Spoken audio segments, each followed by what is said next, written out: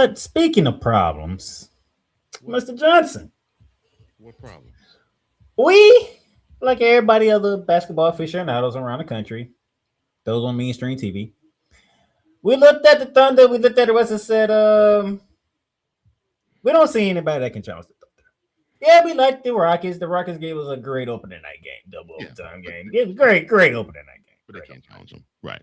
game. But man, we dissed them. Man, They four can't. times, four victories in the No, playoffs. Nah, no, Rockets can't do it. At nah, least right nah, now they nah. can't. And I But all of a sudden, correct state, wrong city. Because, ladies and gentlemen, is it a spur of the moment or a spur of the problems for the Thunder when it comes to the San Antonio Spurs? not spur the problem. All right, why spur the problem? The Thunder are 22-5. Three of those five losses are right here in front of you. Yeah, to the Spurs. All to the Spurs.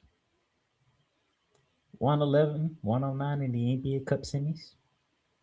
130 to 110 2 days before Christmas. And then on national TV, On Christmas, 117 to 102.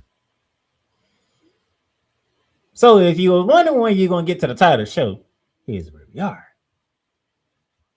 really. I feel this is a good moment to talk about this because we've been trying to, because we've been saying we don't see nobody challenging the Thunder. But somebody in the West said, hold that thought. So let's go to these games one by one. Back to the NBA Cup semifinals, in which me and Cole, we just dissected, but we're going to dissect this again. Mr. Johnson.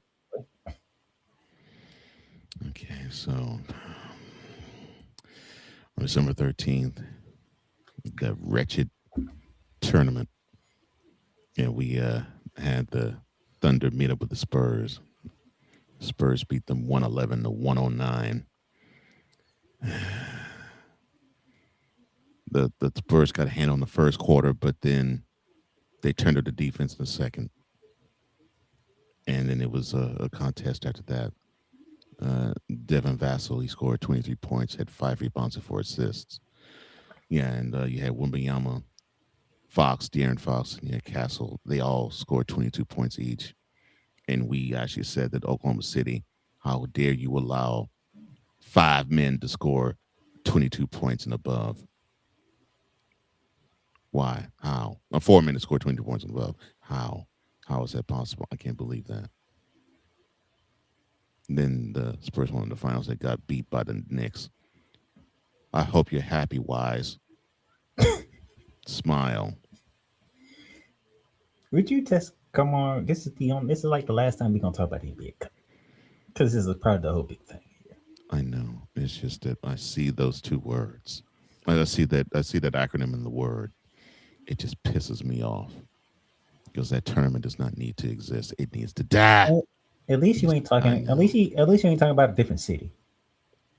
Yeah, thank the Lord. It just needs to be. It just needs to be gone. It does not need to be in Las Vegas. Doesn't need to be anywhere. It don't even need to be in Dubai. It needs to go now. And then from there, 2 days before Christmas. No, okay, now I feel better. Oh, and I think it was after this game where Victor Wembanyama actually, I guess, started a tradition, like what the Panthers do, when they have a mallet and a big time bass drum, and they just hit it and call it keep pounding. It sort of combined that with the skull chant in with the Vikings. 131-10 was final score. You had, as you can see, 3 Spurs give you 20 points and above. Oh wow! Wait, whoa, wait. Hold on. Let me see. Oh, wait. Let me adjust my eyes. I think I'm not reading this right. No, you're reading it right. There's a Harrison Barnes sighting. Yep. I knew he was a Spur, but I mean, oh my gosh, he decided to wake up and score 20 points. Mm-hmm. Oh wow! So he Sure decided did. not to. He decided not to be the Nassus. Wow, I'm impressed, son. I'm impressed.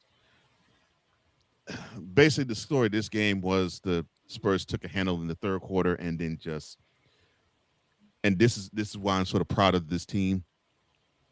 They smelled the prey wounded, and you bled them dry. That's what you're supposed to do. Beautiful job, beautiful job. And I love to see how Victor Wembanyama. He was, just getting the crowd riled up because y'all were happy that you skunked the Thunder for a second time in its mini matches this year. Y'all beat the Thunder twice. Okay, this is enough. Like, OKC is not going to keep going through this. Like, okay, like this is the defending champion. This is like the best team in the league. Y'all cannot beat them again. And then y'all got them on Christmas. Oh, we know what's going to happen on Christmas. And it's in OKC. Oh, they mad. They coming. They come. Survey set. See what had happened. What had happened was You got not the out. Christmas Day. Back in OKC. This time, De'Aaron Fox takes the spotlight. 29 points, 4 assists.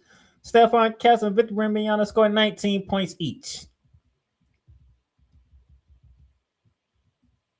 And then, and you know what's a problem?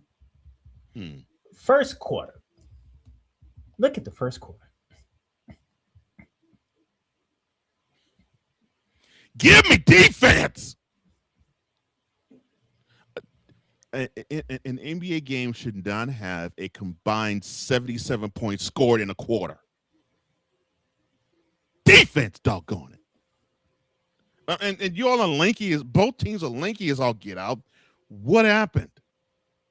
Hey, the rest of the 3 quarters you got defense. True. But I'm like, come on now. We should not see an NBA game where we have combined 77 points scored in a quarter. I mean, we did talk about a game that combined for with 300 points in regulation last week. 150 to 150. What crap is that?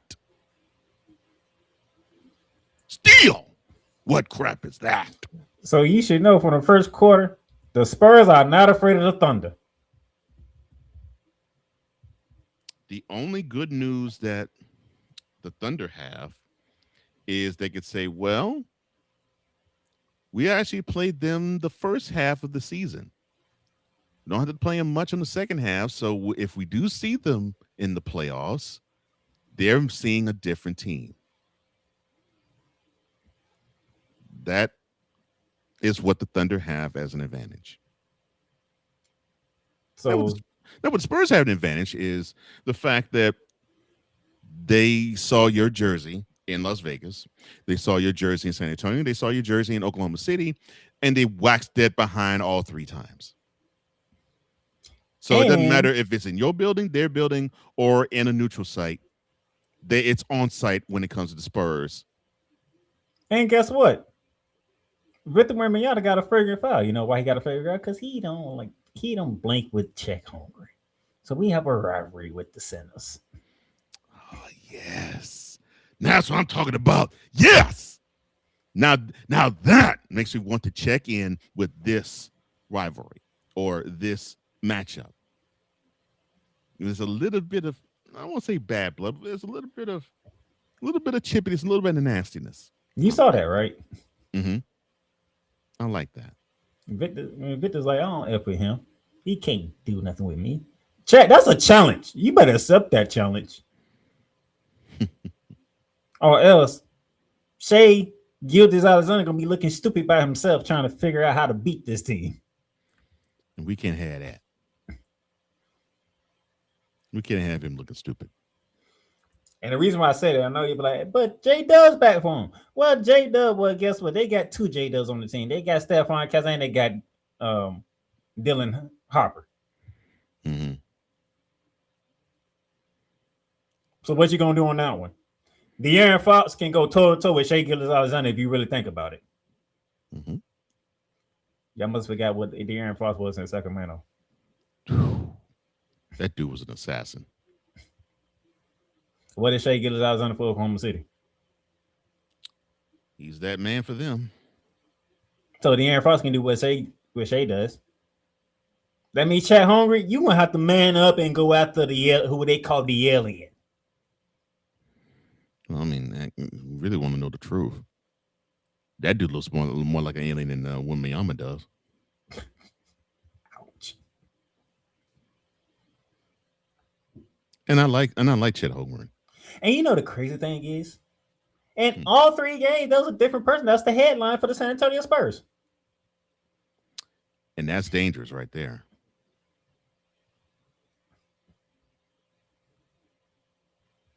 That So right they there is they look at y'all. They say, "Oh, so y'all the team," and the key word is team here. So y'all the team, everybody. Let me show you how a team works.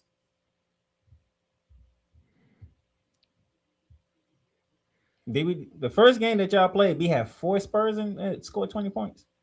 mm-hmm. Four The Spurs second game scored we had over 22 points. Yeah. we had three Spurs score 20 points, Mm-hmm. and now we could have had three Spurs that scored 20 points again. Mm-hmm. They looking at y'all say, "Y'all team, well come against our team and see what's up." Mm-mm-mm. So OKC, y'all got y'all hands full when it comes to San Antonio because y'all can't figure them out. Nope. And you know how professional leagues are. You know that, right? So you know what's going around in the NBA circles, right? Well, it just like in any profession, whenever tendencies are shown, the copycats come a running. Oh, so this is how you beat this is how the Spurs beat them? Or let's see how we can replicate that. And we're gonna do the same thing to them as the Spurs have done. Pretty much. We're not relying on one superstar player to beat OKC. We're actually relying on the entire five group, 10 group, eight group, wherever the case may be, to all lock in. Well, and that's how you have to beat this team. You have to beat this team playing like one. You can't have somebody uh who is a superstar all four games in the series score 50 points and expect a dub because the Thunder will counter that all day. And this is how you do beat them. So next up, January 13th in OKC. So Mr. Johnson, January 13th is your next game. And then February No, 4th. And that's on national television in San San Antonio. Antonio. So they won't see each other anymore after the beginning of February, unless they meet them in the playoffs. Prepare for the Thunder to say, "Well, yeah, we got skunked first four or all five games, or four to five, or we got swept by them, but all those games were played before we got to the All Star break. We're a different team afterwards. Prepare to hear that." So, San Antonio, spur of the moment for the OKC Thunder, or is a spur of the problem for OKC? I see what you did there. Spur of the moment. That's cute.